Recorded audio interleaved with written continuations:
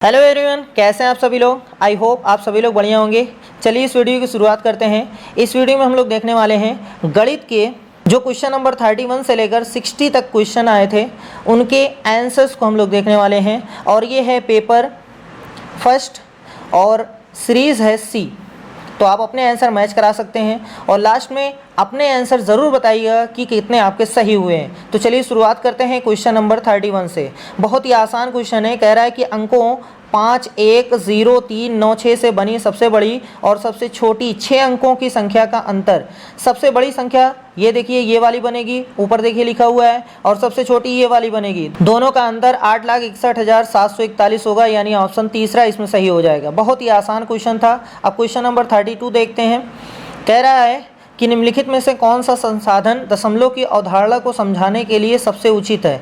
तो इसमें एक है संख्या चार्ट और एक है डायनेमिक्स ब्लॉक्स। तो इसमें दोनों ए और बी किसमें सही है भैया? दूसरे वाले में सही है। इसका मतलब ऑप्शन दूसरा वाला आपका सही है। अब क्वेश्चन नंबर 33 देखते हैं।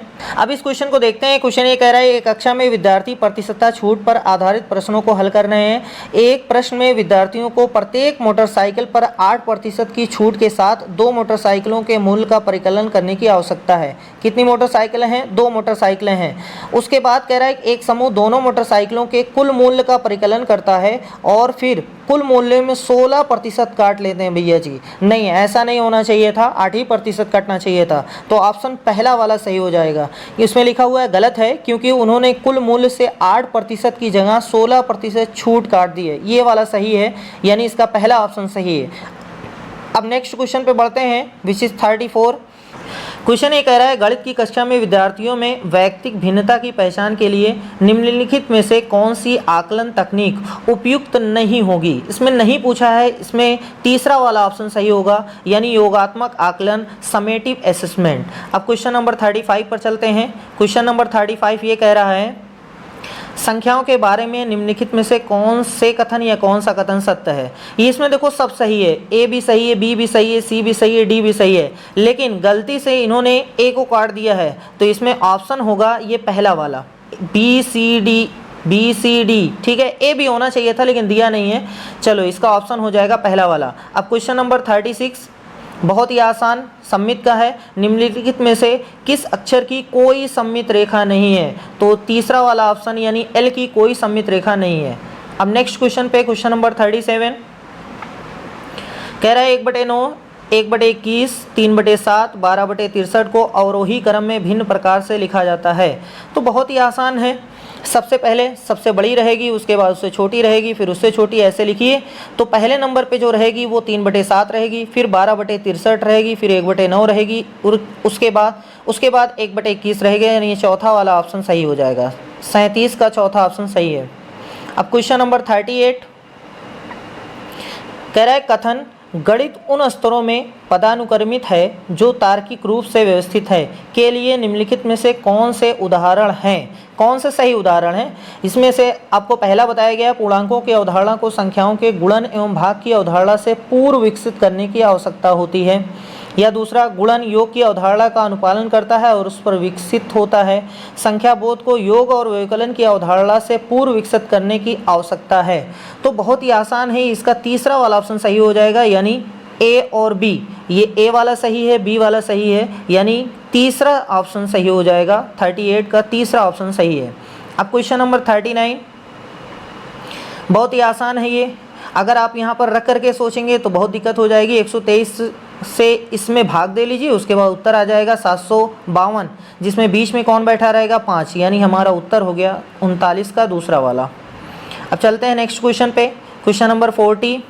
अब क्वेश्चन नंबर 40 ये कह रहा है कि 2 स्तंभ दिए गए हैं, श्यामपट्ट का एक फलक है, इसमें से कौन सा मिलाना है। तो इसका ऑप्शन हो जाएगा पहला वाला सही है, पहला वाला, यानी ए जो मिलेगा वो तीसरे से मिलेगा, और बी जो मिलेगा वो चौथे से मिलेगा, सी जो मिलेगा वो दूसरे से मिलेगा, और डी जो मिलेगा वो पहले से मिलेगा, यानी ऑप्शन पहला वाला सही है। अब क्वेश्चन नंबर 41 ये भी आसान क्वेश्चन है, बस सॉल्व करना है इसको। कह रहा है कि इतना भागे इतना है बराबर है, तो इसमें चौथा वाला ऑप्शन सही है, यानी 0 आएगा भैया जी। क्वेश्चन नंबर 42 अब देखते हैं। कह रहा है गणित कक्षा में शिक्षक भिन्न भिन्न कोणों की अवधारणा को समझाता या समझाती हैं, उसे ये अनुभूति होती है कि कैंची समझाने के लिए सर्वोत्तम उदाहरण है। कौन से कोण? शीर्षाभिमुख या संगत या कोणों का रैखिक युगल या एकांतर कोण। बहुत ही आसान ये क्वेश्चन है, इसका ऑप्शन तीसरा वाला सही हो जाएगा। यानी हम शीर्षाभिमुख कोण को समझा सकते हैं और कोणों का रैखिक युग्म समझा सकते हैं। दो ही चीज़ समझा सकते हैं कैंची के उदाहरण। अरे भैया कैंची ऐसे बनती है ना कुछ इस तरीके से, तो इधर और इधर ये होता है शीर्षाभिमुख। चलो ठीक है, नेक्स्ट क्वेश्चन पे चलते हैं। अब क्वेश्चन नंबर 43 कह रहा है एक अंडे का द्रव्यमान 65 ग्राम है, 2 दर्जन अंडों का द्रव्यमान कितना होगा? तो इसको सॉल्व करिएगा, इसका तीसरा वाला ऑप्शन सही हो जाएगा। तीसरा वाला यानी 1.56 ग्राम है, ये 560 ग्राम आता है। ठीक है, यानी 1.560 लिखो या ना लिखो। ठीक है, इस पर ना टिक करिएगा भैया जी, इस पर ना टिक करिएगा, ये गलत है। 1 किलोग्राम 56 ग्राम नहीं है, 1.56 ग्राम यानी 1 किलो 560 ग्राम। ठीक है, अब नेक्स्ट क्वेश्चन पे चलते हैं। क्वेश्चन नंबर 44, ये तो बहुत ही आसान क्वेश्चन है। कह रहा 1 करोड़ इज़, 1 करोड़ में कितना? अरे भैया 10 मिलियन होते हैं। ठीक है, क्वेश्चन नंबर 45 थोड़ा सा बड़ा है, देखो क्या है। कह रहा है निम्नलिखित में से बच्चों के लिए कौन सा अधिगम अनुभव समाज तथा दैनिक जीवन में गणित के योगदान को प्रतिबिंबित करता है? तो इसका ऑप्शन हो जाएगा दूसरा वाला, छोटे समूह वाले ऐसे खेल खेलना जो गणितीय कौशल एवं अवधारणाओं पर आधारित होते हैं। दूसरा ऑप्शन इसका सही है। क्वेश्चन नंबर 46 देखते हैं। 12,1300 2 10, देखो ये 2 10 का मतलब 20 होता है, तो 12,1300 यहाँ से 13,300 हो गया और 20 और है, इसका मतलब पहला वाला ऑप्शन सही है 46 का। अब क्वेश्चन नंबर 47, क्वेश्चन ये है समीकरण पढ़ाते समय शिक्षिका अद्वितीय हल यानी यूनिक सॉल्यूशन वाले रैखिक समीकरण यानी जिसका एक हल निकलेगा समझाती है। आगे पूछती है कि अगर हल दिया है तो आप कितने समीकरण बना सकते हैं? तो भैया एक ही समीकरण बनेगा। कौन सा ऑप्शन सही है? तीसरा वाला ऑप्शन सही हो जाएगा 47 का। अब क्वेश्चन नंबर 48 कह रहा निम्नलिखित में से क्या गणित की एक प्रयोगशाला की विशेषताओं को निरूपित करता है? तो इसमें ऑप्शन हो जाएगा आपका सही जो रहेगा वो रहेगा चौथा वाला यानी ए और सी। ए वाला सही है और सी वाला सही है। ठीक है, अब देखते हैं 49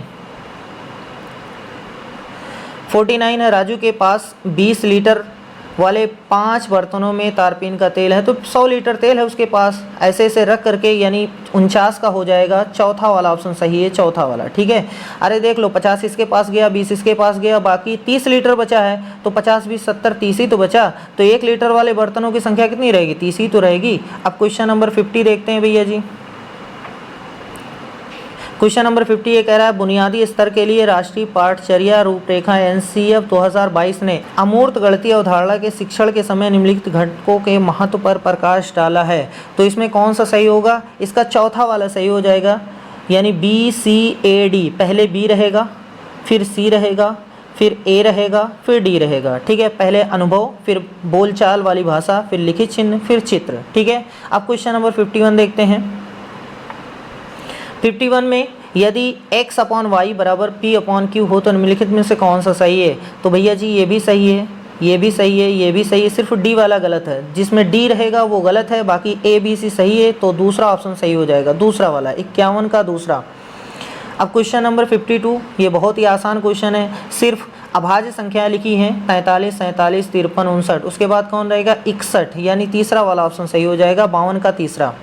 अब क्वेश्चन नंबर 53 कह रहा है एक त्रिभुज के 2 कोण 50 और 30 हैं, तब त्रिभुज का तीसरा। भैया जी तो सबको पता है 100 अंश रहेगा, 50 30 80 हो जाता है, 180 में से 80 निकाल दो, 100 बचेगा। Next question, question number 54। Question ये कह रहा है कक्षा सेकंड के अधिगमकर्ताओं के लिए आधारभूत संक्रियाओं में अभिकलन के लिए निम्नलिखित में से कौन सा सही है? तो इसका जो सही होगा वो आपका हो जाएगा दूसरा वाला सही है, यानी A और B। इसमें पहला वाला भी सही है, दूसरा वाला भी सही है, इसका मतलब ऑप्शन सेकंड जो है वो आपके लिए सही हो जाएगा, जिसमें A और B दिया है, यही वाला ऑप्शन सही है। ठीक है, अब क्वेश्चन नंबर 55, ये भी बहुत आसान क्वेश्चन है। कह रहा है 22 हेक्टोमीटर और 8 डेकामीटर। हेक्टोमीटर में 100 से गुणा करेंगे, डेकामीटर में 10 से गुणा करेंगे, उत्तर आ जाएगा 2280, यानी पहला वाला ऑप्शन सही हो जाएगा। अब क्वेश्चन नंबर 56, निम्नलिखित में से किन भारतीय गणितज्ञों को संख्यात्मक विश्लेषण के संस्थापक के रूप में जाना जाता है? तो इसमें रामानुजन का नाम आता है और आर्यभट्ट का नाम आता है, यानी पहला और चौथा किस में है? दूसरे वाले ऑप्शन में सही। इसका मतलब 56 का दूसरा वाला सही हो जाएगा। अब क्वेश्चन नंबर 57, ये थोड़ा सा बड़ा है, इसके बारे में देखिए आप पढ़ लीजिएगा। इसमें दूसरा वाला सही है, मरीजों की कुल संख्या 200 थी। वो इसने पूछा है गलत कथन पे बताओ, है ना, इसने पूछा है गलत कथन पे बताओ, तो गलत यही है दूसरा वाला, मरीजों की कुल संख्या 200 थी। नहीं भैया, जोड़ेंगे तो 200 नहीं आएगी, आप चेक करके देख लीजिएगा। नेक्स्ट क्वेश्चन अब देखते हैं, क्वेश्चन नंबर 58। ये अच्छा क्वेश्चन है, कुछ लोगों की गलती हो जाएगी। कुछ लोग 31 वर्ष 2 मास 19 दिन लगाएंगे, कुछ लोग 31 वर्ष 2 मास 18 दिन लगाएंगे। जब भी ऐसे ज्वाइनिंग डेट देखो, नौकरी आरंभ करना और सेवानिवृत्ति, तो जिस दिन ज्वाइन किए हो उस दिन को भी जोड़ा जाता है और जिस दिन रिटायरमेंट है उस दिन को भी जोड़ा जाता है। इस तरीके से आपका ऑप्शन हो जाएगा पहला वाला 31 वर्ष 2 मास और 19 दिन, ये वाला ऑप्शन सही है, दूसरा वाला गलत है भैया जी। ठीक है, अब क्वेश्चन नंबर 59 देखते हैं। 59 कह रहा है गणित की एक शिक्षिका कक्षा में विवृत्त एवं समविवृत्त वक्र की अवधारणा पर चर्चा करती है। देखो, विवृत्त है और समविवृत्त है। विद्यार्थियों की बेहतर समझ के लिए वह 4 बिंदुओं के साथ एक उदाहरण देती है। अगर वक्र विवृत्त है तब 4 बिंदुओं की स्थिति क्या हो सकती है?